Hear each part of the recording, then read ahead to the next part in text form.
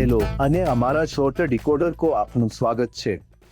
આજે અમે ભારતની લોકશાહીમાં સૌથી વધુ પ્રોત્સાહક વલણો પૈકીના એક પર ધ્યાન કેન્દ્રિત કરવા માંગીએ છીએ અને તે છે મહિલા મતદારોની ભાગીદારીમાં વ્યાપક વધારો। 1962 પર પાછા જાઓ। મહિલા મતદારોનું મતદાન માત્ર 47% હતું, જે પુરુષ મતદારો કરતાં ઘણું ઓછું હતું। 2019માં છેલ્લી ચૂંટણીઓમાં મહિલા મતદાન વધીને 67% થઈ ગયું હતું, જે 1962ની 20%નો અદ્ભુત વધારો દર્શાવે છે। વાસ્તવમાં મહિલાઓના મતદાનમાં વૃદ્ધિ અદ્ભુત રહી છે અને હવે તે આપણી ચૂંટણીના દેખાવમાં પુરુષોના મતદાનની બરાબર છે। અને સ્ટેટની ચૂંટણીઓમાં મહિલાઓનું મતદાન 69.9% થયું। તે લગભગ 70% છે અને હકીકતમાં પુરુષોના મતદાન કરતાં વધુ હતું, જે 68.8% હતું। હવે ડોરા, મહિલા મતદારોની સંખ્યામાં આટલા મોટા વધારાથી ભારતમાં રાજકારણ, પ્રચાર, મહિલાઓ પર જે રીતે ધ્યાન કેન્દ્રિત કરવામાં આવે છે તેને કેવી અસર થઈ છે? તમે જાણો છો, શરૂઆતમાં મહિલાઓએ તેમના પતિએ તેમને મતદાન કરવાનું કહ્યું હતું તે રીતે મતદાન કર્યું હતું, જે રીતે સરપંચે તેમને મતદાન કરવાનું કહ્યું હતું। તેથી તમે જાણો છો, લોકો સ્ત્રીઓ પર ધ્યાન કેન્દ્રિત કરતા ન હતા। જેમ જેમ મહિલાઓ મોટી અને મોટી સંખ્યામાં નોંધણી થવા લાગી અને જેમ જેમ મહિલાઓ તેમના મતદાનના ઇરાદામાં વધુ અને વધુ સ્વતંત્ર બનતી ગઈ તેમ તેમ રાજકારણીઓને સમજાયું કે જો હું કોઈ મહિલાને ફ્રીબી આપી શકું તો તે હકારાત્મક પ્રતિસાદ આપે તેવી શક્યતા વધુ છે। તેથી તમે જાણો છો, પુરુષો કરતાં સ્ત્રીઓ પર ધ્યાન કેન્દ્રિત કરવામાં આવ્યું છે। શરૂઆતમાં તે બધા પુરુષો હતા, હવે તે અડધા અને અડધા જેવું છે। અડધું અડધું, 50-50 તમે બંનેને અપીલ કરો। હા, મને યાદ છે કે સ્ત્રીઓ સાથે તેમના પતિ તેમની બાજુમાં ઊભેલા હોય છે અને કહેતા હોય છે, શું તમે સ્વતંત્ર નિર્ણય લો છો કે તે જે કહે છે તે કરો છો? અને તે કહે છે, તે કહે તેમ કરો। ક્યારેય નહીં, હું મારું મન નક્કી કરું છું। તેથી તે વધુ તાજેતરની ઘટના છે। તેથી સમગ્ર ભારતમાં મહિલા મતદારોનું ટર્નઆઉટ ખરેખર બદલાય છે। પુરુષોની સરખામણીમાં મહિલાઓ માટે સૌથી વધુ ટર્નઆઉટ ધરાવતા રાજ્યો બિહાર છે, જ્યાં મહિલાઓનું ટર્નઆઉટ પુરુષો કરતાં 5% વધારે છે, અને ઝારખંડ, જ્યાં તે પુરુષો કરતાં 3% વધારે છે।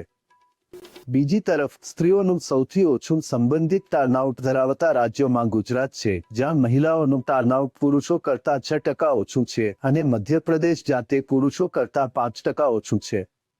તમે જાણો છો, તેનું એક કારણ એ છે કે ઝારખંડ, જૂનું બિહાર અને પૂર્વીય તમે યુપી સંભવતઃ આ દેશમાં સ્થળાંતર કરનારાઓના સૌથી મોટા પ્રદાતા છે। તેથી પુરુષો કામ માટે દૂર જાય છે। વાસ્તવમાં તમે કેટલાક વર્ષો પહેલા પૂર્વમાં તમે કેવી રીતે એક પેપર કર્યું હતું કે યુપીમાં મહિલાઓનું મતદાન પુરુષો કરતાં ઘણું વધારે હતું। અને તમે જાણો છો, મને લાગે છે કે તેનું કારણ એ છે કે તે ભારતની સ્થળાંતર રાજધાની છે। એક મોટી વિસંગતતા જે અમને મળી અને ઇલેક્શન કોવેનું ધ્યાન દોર્યું, છેલ્લી ચૂંટણીમાં 21 મિલિયનથી વધુ પાત્ર મહિલા મતદારો મતદાન કરી શક્યા ન હતા કારણ કે તેઓ નોંધાયેલા ન હતા।